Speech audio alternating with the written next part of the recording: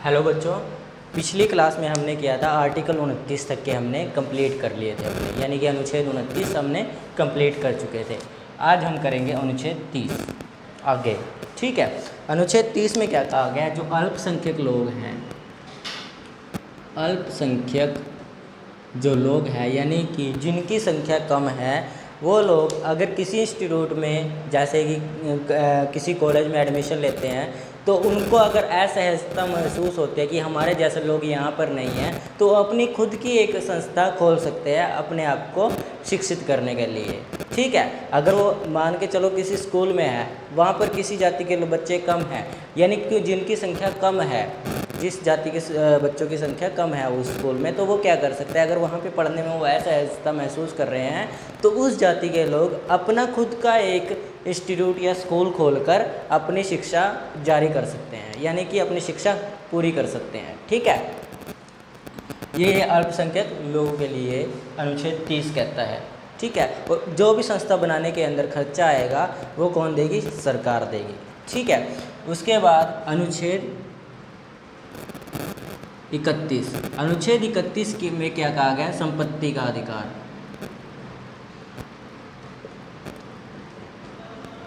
इसके बारे में हमने आगे भी बात की थी, पहले भी पीछे 19 के साथ में, जो कि अब हमारा मूल अधिकार नहीं रहा।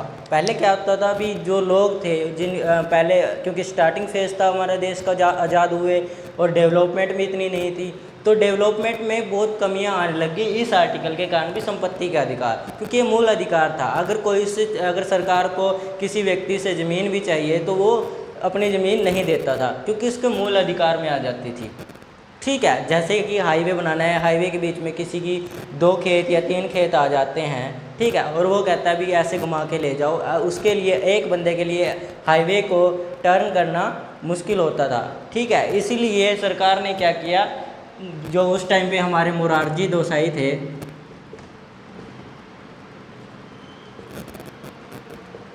इन्होंने क्या किया? इन्होंने 1978 के अंदर 44वां संशोधन किया, संविधान के अंदर 44वां संशोधन किया, और जो ये संपत्ति का अधिकार था इसको मूल अधिकार से हटाकर कानूनी अधिकारों में डाल दिया गया, कानूनी अधिकारों में डाल दिया गया। और कानूनी अधिकार हमारे होते हैं 300 के क से शुरू। ठीक है, कानूनी अधिकार हमारे होते हैं 300, और इस आर्टिकल को कहाँ डाल दिया गया? 300 के क के अंदर डाल दिया गया। ठीक है, किसने डाला? मोरारजी देसाई ने। कब? 1978 में। ठीक है, कौन सा संशोधन किया? 44वां संशोधन किया। ठीक है, किस अधिकार में डाल दिया? कानूनी अधिकार में। इसका मतलब ये है कि सरकार आपसे आपकी ज़मीन ले सकती है। ठीक है, आप उस पर जोर ज़बरदस्ती नहीं कर सकते। ठीक है, सरकार आपसे छीन सकती है, लेकिन कोई व्यक्ति नहीं छीन सकता, कोई व्यक्ति आपसे ज़बरदस्ती नहीं छीन सकता। अगर सरकार भी छीनती है तो उसका मुआवजा ज़रूर देगी। ठीक है, तो ये आपका आर्टिकल 31 कहता है। ठीक है, जो कि अब किसी काम का ही नहीं है, क्योंकि ये कानूनी अधिकारों में चला गया। ठीक है, आगे देखते हैं अनुच्छेद 32। अनुच्छेद 32 को संविधान का रामबाण कहा जाता है। संविधान का रामबाण। इसमें क्या है?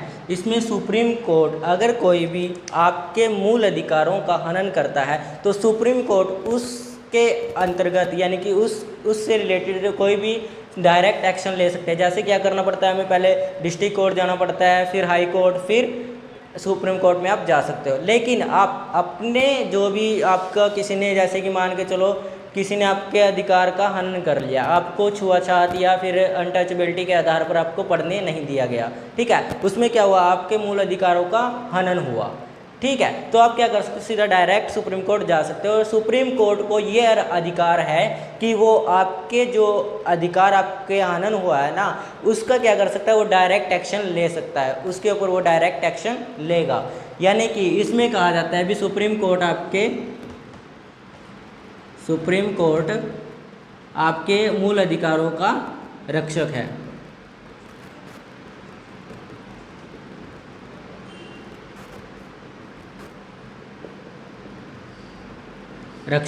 ठीक है, आपके मूल अधिकारों का रक्षक है। कौन? Supreme court. सुप्रीम कोर्ट अगर आपके कोई अधिकारों का हनन करता है तो 5 तरह की रिट्स जारी करती है, 5 तरह की रिट जारी करती है। ठीक है, उसमें क्या होगा, वो अलग अलग तरह की रिट्स हैं। हम आगे पढ़ते हैं, चलो पहले हम देखेंगे 5 रिट्स, उसके बाद हम संविधान के अंदर आगे के आर्टिकल करेंगे। ठीक है,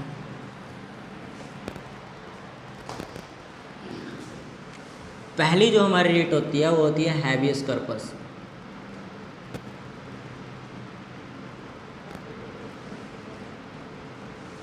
हैबियस कॉर्पस बंदी प्रत्यक्षीकरण।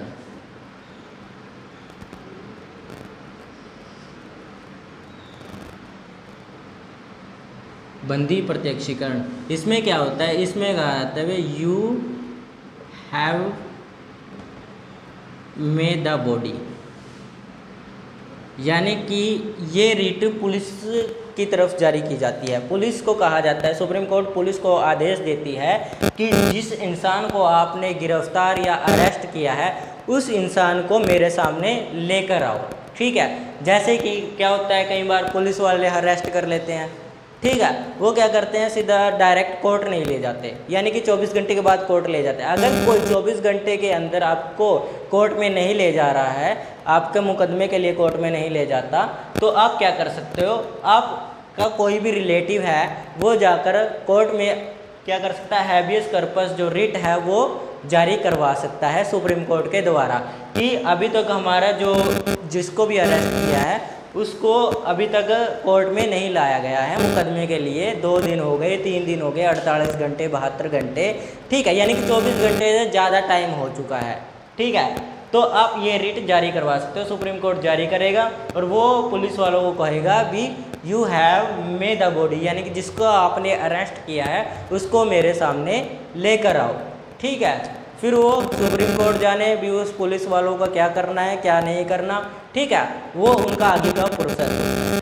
ठीक है, जिसको अरेस्ट किया है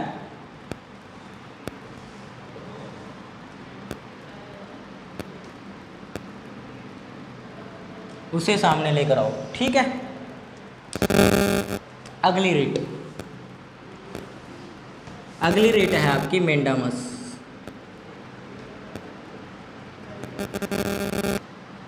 मेंडामस में क्या कहा जाता है, इसमें कहा जाता है कि कोई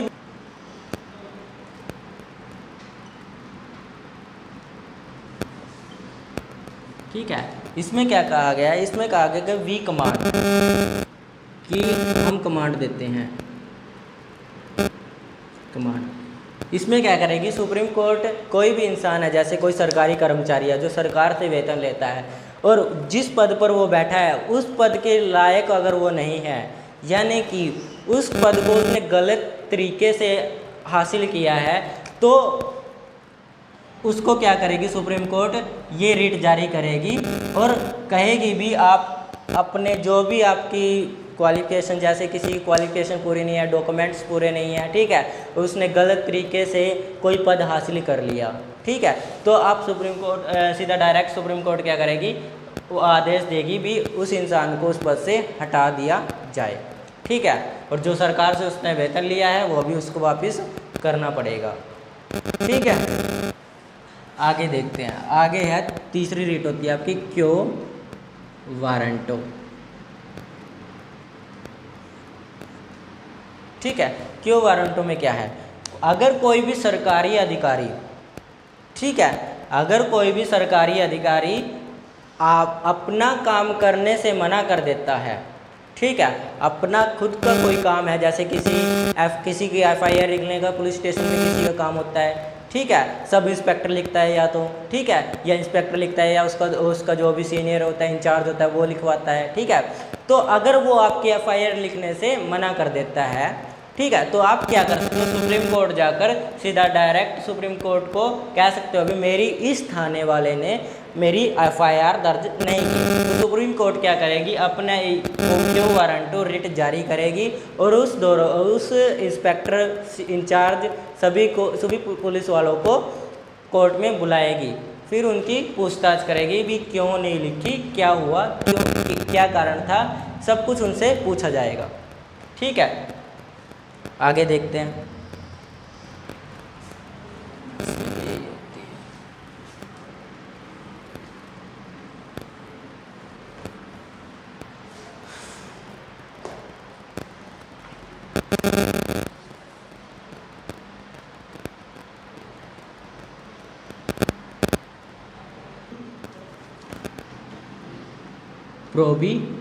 प्रोहिबिशन, ठीक है, निषेध, हिंदी में देख लेना कैसे लिखते हैं। ठीक है, इसके अंदर क्या है, जैसे कि सुप्रीम कोर्ट से कोई निचली अदालत है, जैसे कि हाई कोर्ट, डिस्ट्रिक्ट कोर्ट, ठीक है, कोई भी है, तो सुप्रीम कोर्ट से कोई निचली अदालत है और वो उस केस को हैंडल कर रही है जो केस उसके दायरे में नहीं आता, यानी कि जिस केस को वो हैंडल नहीं कर सकती, जिस बड़े केसों की जैसे डकैती होगी, ये तस्करी वगैरह, ठीक है, ड्रग्स बेचना, स्मगलिंग, ये सब कौन, हाई कोर्ट थोड़ी ना मैनेज कर सकती है, हैंडल थोड़ी ना कर सकती है, वो किसका काम है, सुप्रीम कोर्ट उसका मुकदमा करेगी। ठीक है, लेकिन वो क्या करती है, हाई कोर्ट अगर बाई चांस किसी भी केस को हैंडल नहीं कर पाती तो सुप्रीम कोर्ट क्या करती है, ये रिट जारी करके प्रोहिबिशन क्या कहती है हाई कोर्ट को, भी तुम्हारे बस का ये केस नहीं है, तुम ये केस मेरे पास भेजो। ठीक है, ये सुप्रीम कोर्ट हाई कोर्ट को कहती है।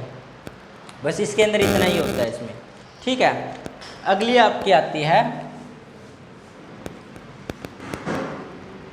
सर्जरी। ठीक है, हिंदी में इसको कहते हैं उत्प्रेषण। ठीक है, उत्प्रेषण, टू बी सर्टिफाइड।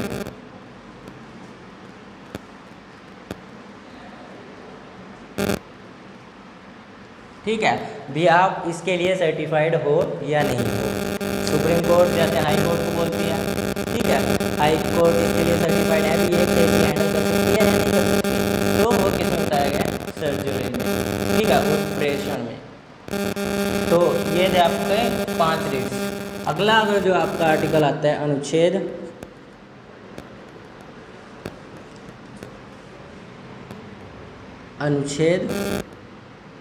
32 हो गया, 33, अनुच्छेद 33। अनुच्छेद 33 के अंदर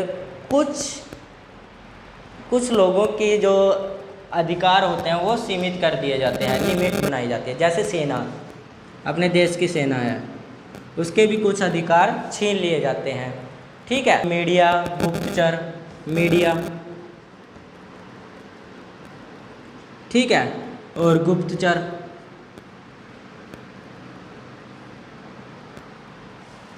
ठीक है, इन सब के क्या कर दिया जाता है, अधिकारों को सीमित किया जाता है। जैसे ये मीडिया है, पता चला मीडिया वालों ने किसी दूसरे नेता की बढ़ाई कर दी और एक नेता को नीचे गिरा दिया, एक नेता की बुराई कर दी और एक की बढ़ाई कर दी। ठीक है, तो वो सब मीडिया नहीं कर सकती, अगर करेगी तो सबको बराबर करेगी, अदरवाइज नहीं करेगी। ठीक है, कुछ अधिकारों को इसके सीमित कर दिया गया। वैसे ही सेना पता चले किसी को भी कह के भी आतंकवादी सीधा गोली मार दे, नहीं, उसकी भी कुछ सीमाएं हैं, उसके अधिकारों की सीमाएं हैं। ठीक है, गुप्तचर तो गुप्तचर ही होते हैं, जैसे पाकिस्तान में हमारे कुछ गुप्तचर होंगे, ठीक है, चीन में कुछ गुप्तचर होंगे, श्रीलंका में भी कुछ हैं। ठीक है, ये सब इनके क्या है, अधिकार सीमित हैं। अगला आर्टिकल आता है आपका अनुच्छेद 34। अनुच्छेद 34 में मार्शल लॉ के बारे में बताया गया। मार्शल लॉ ये सेना के द्वारा लगाया जाता है, सेना के द्वारा लगाया जाने वाला एक लॉ है, जैसे कि इमरजेंसी के अंदर लगाया जाता है। ठीक है, इमरजेंसी में मार्शल लॉ लगाया जाता है भी। जैसे कि एक तो हो गया लॉकडाउन पुलिस के अंडर होता है। लॉकडाउन में जैसे आपके पिछली बार जब कोरोना वायरस आया था तो पुलिस वगैरह घूम रही थी, लेकिन ये मार्शल लॉ है। मार्शल लॉ आर्मी के द्वारा लगाया जाता है। अगर एक बार आर्मी ने मार्शल लॉ लगा दिया तो उस एरिया में कोई इंसान बाहर तक नहीं निकल सकता। अगर निकलेगा तो मार्शल लॉ के द्वारा वो उसको बुरी तरह से मारेंगे, कैसे भी करेंगे, उनके ऊपर उनके वो कुछ होते हैं भी, हाँ ऐसे करना है वैसे करना है। ठीक है, उनको बताया जाता है। तो ये मार्शल लॉ है जो आर्मी के द्वारा लगाया जाता है, और ये ज़्यादातर ना मिलिट्री एरिया में लगाए जाते हैं, जहाँ पर मिलिट्री एरिया हो गया, जैसे अम्बाड़ा हो गया, ठीक है, जहाँ पर भी मिलिट्री के बेस है, एरिया है, खतरनाक एरिया, जैसे जम्मू कश्मीर, जम्मू कश्मीर में ज़्यादातर मार्शल लॉ लगाया जाता है। ठीक है, आगे देखते हैं आप लोगों का आर्टिकल 35।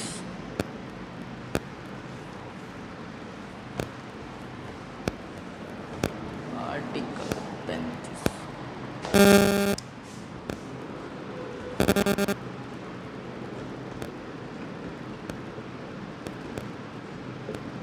अनुच्छेद 35, इसमें सांसद के अधिकार दिए गए हैं। सांसद क्या कुछ कर सकते हैं? सांसद कोई कानून नहीं बना, कानून का अधिकार नहीं बना सकते। वो कौन बना सकता है? गृह मंत्रालय बना सकते हैं। कानूनी अधिकार कौन बना सकता है या उसमें बदलाव कर सकता है? कौन? गृह मंत्रालय। ठीक है, तो इसमें सांसद के अधिकारों के बारे में बताया जाता है। ठीक है, तो हमारा आज भाग 3 कंप्लीट हो चुका है। कल हमारा भाग 4 चलेगा, जिसको हम कहते हैं फंडामेंटल ड्यूटीज़। अगले लेक्चर में हम फंडामेंटल ड्यूटीज़ के बारे में बात करेंगे।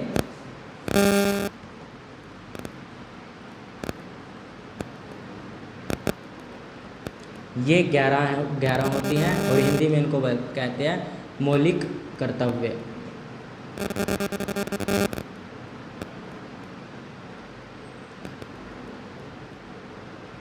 कर्तव्य, ठीक है, मौलिक कर्तव्य ये 11 होते हैं। और इनको ना जहाँ भी जिस भी संविधान के अंदर चाहिए है ना, चाहिए, ये जरूरी नहीं है लागू होगा, ये आपका कोई अधिकार नहीं है, ये सिर्फ एक आपका होना चाहिए है। अभी हो सकता है अगर सरकार अपने बजट के हिसाब से देखेगी भी ये सुविधाएं आपको देनी है नहीं देनी है, ठीक है, वो सरकार अपने हिसाब से देखेगी। लेकिन आप इसके लिए सीधा डायरेक्ट सुप्रीम कोर्ट नहीं जा सकते। जैसे आपके आर्टिकल्स थे 12 से लेके 35 तक के, उनके लिए आप क्या कर सकते थे? सुप्रीम कोर्ट जा सकते थे, ठीक है, लेकिन इनके लिए नहीं जा सकते। तो बाकी क्लास हम कल करेंगे। Thank you.